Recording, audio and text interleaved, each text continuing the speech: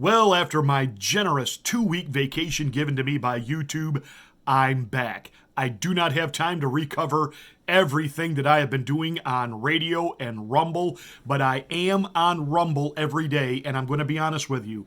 I'm going to start putting the vast majority of my attention building the Rumble channel. So if you want to stay up with Pastor Marty and the Afternoon Drive and my take on the news and my views, I'll still post here. I can't post anything apparently about COVID here.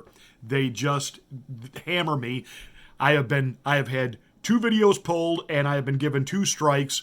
One, I didn't even say anything. I was literally posting a clip from the Jimmy Dore show. Jimmy Dore's full content is still there. I got spanked.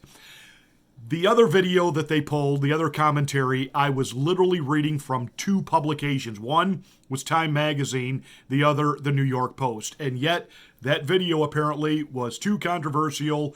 Even though it wasn't from some right-wing publication, I purposely used 2 mainstream, legacy, left-leaning publications, and yet I got in trouble for it. But I do post every day, sometimes 2 and 3 times a day on Rumble. The link is below. Make sure you come to Rumble. It doesn't cost you anything.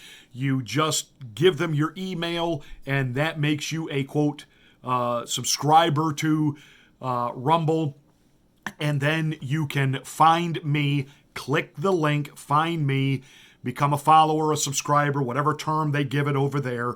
And I post content there every day, and it's a whole lot freer than it is here. I will post right here, right now, the commentary I gave yesterday of what's really going on with Trudeau. Let's get ready to rumble! You can't handle the truth.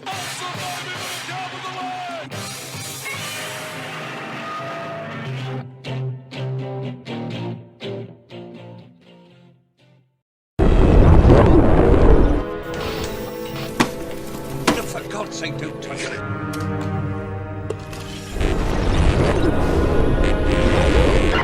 Good evening. Sit down and have a little chat.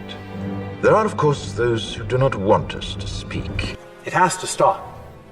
The federal government has invoked the Emergencies Act. The police will be given more tools to restore order. And where once you had the freedom to object, to think and speak as you saw fit, you now have censors and systems of surveillance coercing your conformity. These changes cover all forms of transactions, including digital assets. There were a myriad of problems which conspired to corrupt your reason and rob you of your common sense. Fear got the best of you. The consequences are becoming more and more severe. And in your panic, you turned to the now High Chancellor. He promised you order, he promised you peace. And all he demanded in return was your silent, obedient consent. And if you're still participating, the time to go home is now. Fairness, justice, and freedom are more than words. They are perspectives. So if you've seen nothing, if the crimes of this government remain unknown to you, but if you see what I see, if you feel as I feel, and if you would seek as I seek. And remember, people should not be afraid of their governments. Governments should be afraid of their people.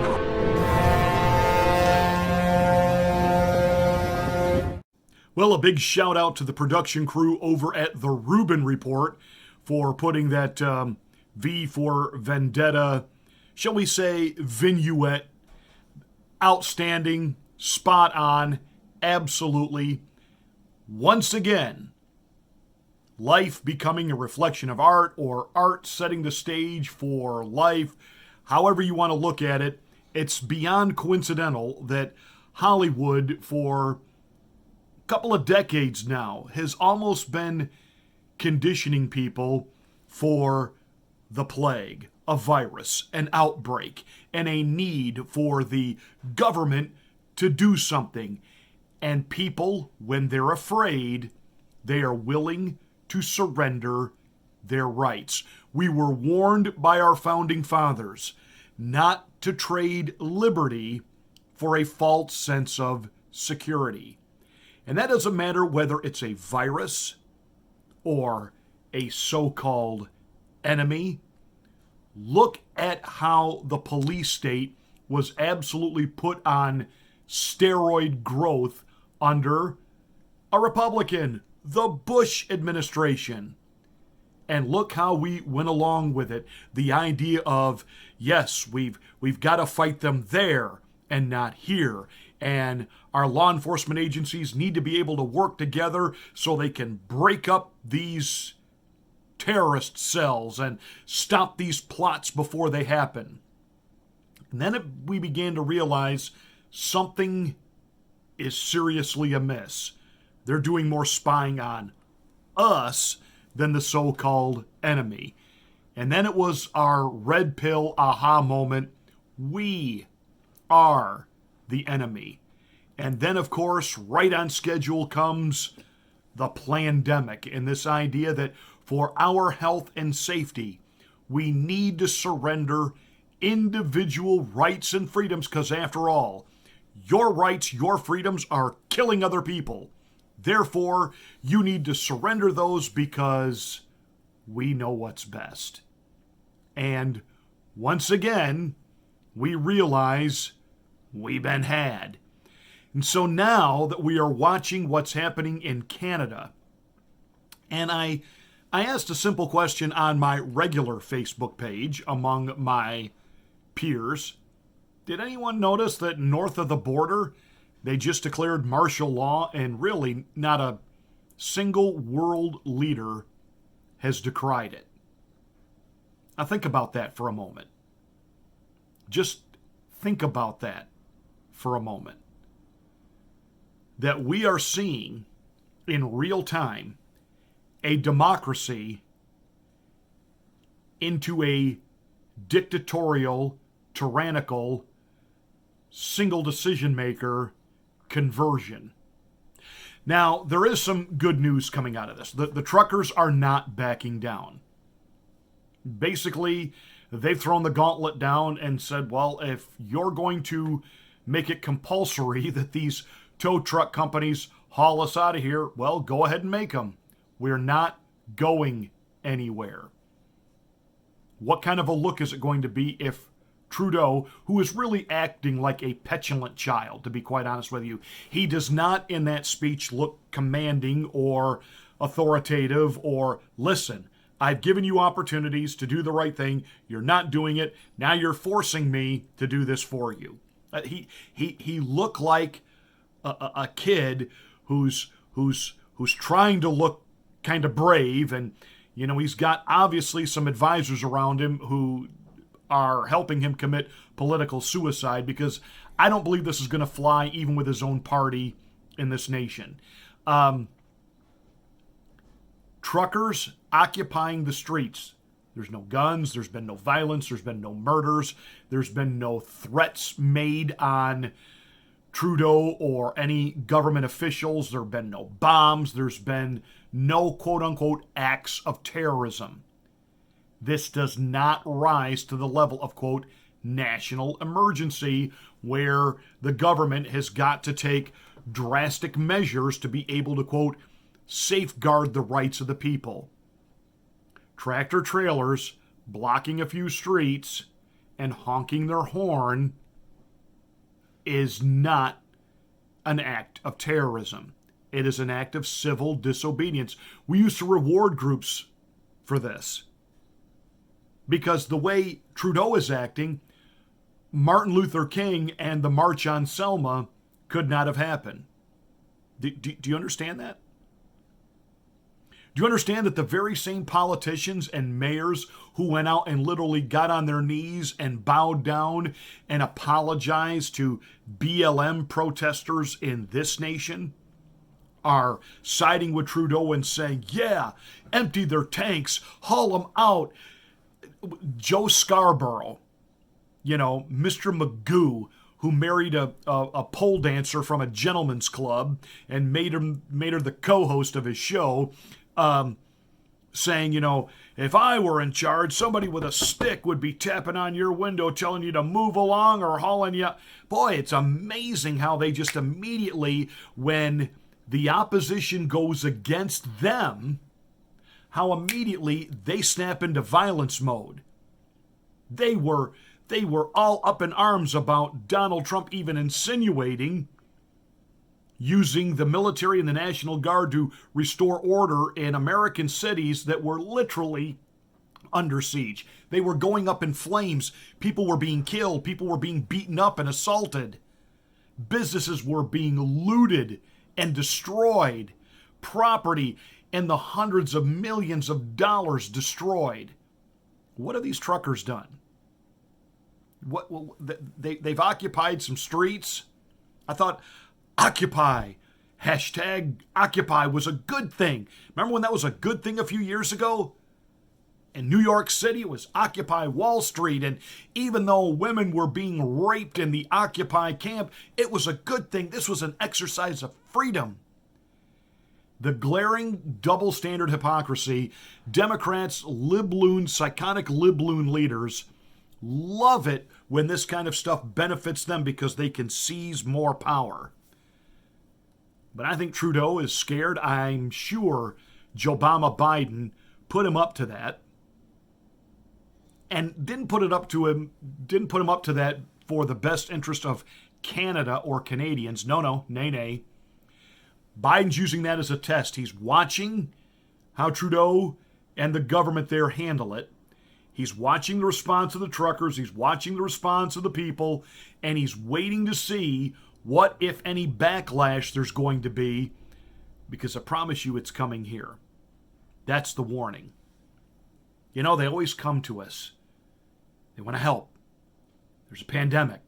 There's a crisis. The government is here to help. And what's happening now is we have people who are afraid of the government instead of the government being afraid of we the people. And make no mistake, they really don't like this whole grassroots groundswell. And this, what's happening in Canada, is happening now in other nations. Truck drivers are doing the exact same thing. And this has got the oligarch, the deep state, scared. How dare we the people act like we the people? Someone that I know said, well, you know, occupying bridges like that, what if an ambulance had to get through? Okay, why did it come to that? Canada doesn't just simply have mandates about masking and showing your vaccination passport to get into places. But in Canada, if you test positive for COVID, they will send you to quarantine camps. Now, that's not fantasy, that's fact. You can literally be removed from your home, taken off the job, and sent to a containment camp. Does anybody have a problem with that? And okay, so for 48 hours, they tied up a bridge which affected American capitalism. I get it. And that's obviously what got Obama Biden's attention. And he basically picked up the bat phone and called Trudeau and said, hey, wipe the blackface off and get your together and get your citizens under control. And now Team Biden is sitting back and they're watching what happens here. And if Trudeau can pull this off, I promise you it's coming here. Now, from what I understand, and I don't understand a lot about all of Canadian law, but from what I do understand, in order for the Prime Minister, the boy king, to be able to enact these emergency powers, it has to be supported by the provincial leaders, their version of a governor. And from what I understand, over half the governors, provincial leaders, premiers, whatever they're called up there, have said, no, this does not rise to the criteria of a national emergency that, you know, that we're literally, quote, under attack. So there is some pushback, and some of the provincial leaders have said they are going to start rolling back mandates. Now, the truckers have said, we're not leaving. We've heard this before, and we're not leaving till we actually see this. We want to actually see these mandates roll back and go away. The only reason we're seeing some light at the end of the tunnel and the oppression lifting here is It's an election year. And Democrats have realized that this is not a winning election issue for them. And they've got to somehow try to convince the voters before the midterms that this was not their fault. They'll still try to figure out a way to blame it on Trump. They're blaming the occupation and the Freedom Convoy in Canada on Trump. These are nothing but a bunch of right-wing pro-Trump extremists. You do know it's Canada, right? You do know that Donald Trump is not trying to be the president or the premier or the prime minister of Canada. But do you see what they've done? They have basically now made freedom a bad word. Who is it that uses freedom? Who is it that talks about liberty? Well, for the most part, it seems to be those of us on the right. Now, it used to be classic liberals were all about freedom, free speech, free love, free expression. You know, where is the Tea Party? Where are there no libertarians anymore? Where are they? I mean, this is beyond ridiculous.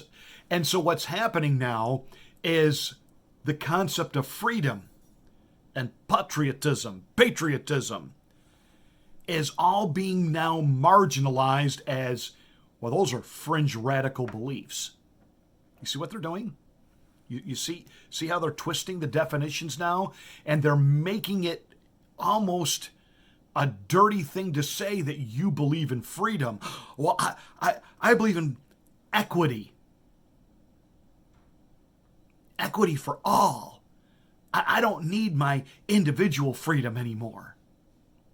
Do you understand the reconditioning that's taking place? There were students in Nevada, at the University of Nevada, who were marching across the campus demanding the mask mandate be reinstated. Apparently, they started a petition among the student body at the University of Nevada, and over 1,500, as Rush Limbaugh used to say, young skulls filled with mush, signed this petition. We want our masks back. Make us wear the face diaper. Make us. It's not safe. You see how they have been reconditioned? Do you understand that kids are going to start thinking that this is all normal? That this is what we have to do now? Do you grasp what's really taking place here? And Canada is the test market for dictatorial rule. And if Trudeau manages to somehow hang on, stay in power, disband the truckers, bring the hammer down on them, it's coming to America. Now, there are some things the truckers could do. They could leave, and then they could put pressure on all the truck drivers across Canada. Independents, union, guys that work for major trucking lines, strike, national strike. And just sit home. Sit home. Let the grocery store shelves go empty. Let the department store shelves go bare.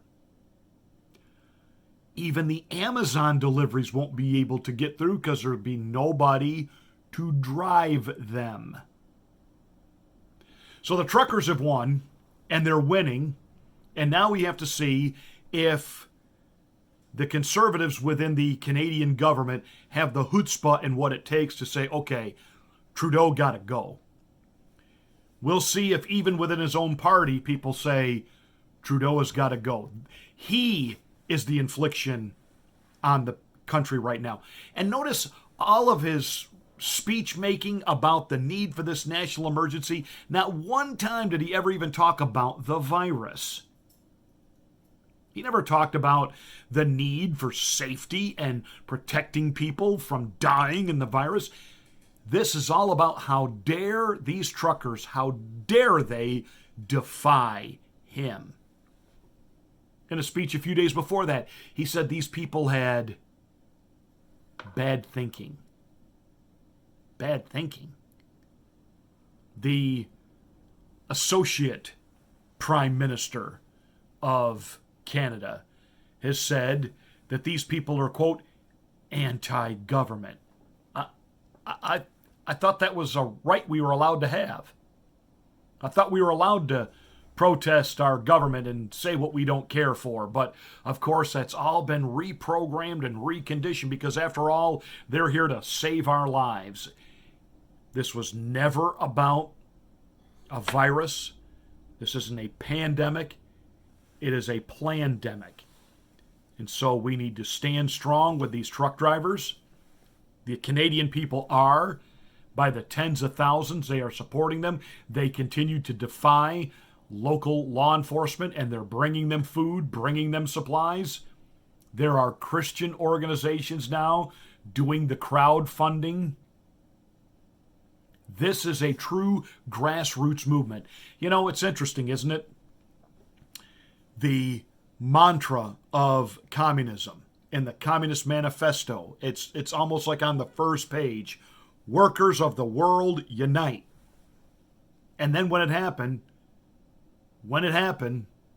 all of a sudden these same socialists have said, how dare you not obey? Do you understand? The reason they hate freedom is because freedom gets in the way of conformity. And so Joe Biden, Justin Trudeau, they're not interested in your freedom. They're interested in you conforming, doing as you're told. And so, V for Vendetta, fun movie, nailed this plot line years ago. He came in peace, referring to the Prime Minister. He came in peace, and now he's put you in prison, put you in shackles, which is exactly what Justin Trudeau has done within his own nation, and Joe Biden is licking his chops, hoping he gets to do the exact same thing here. Wake up, wake up, wake up. Share this video, get the word out that we're here.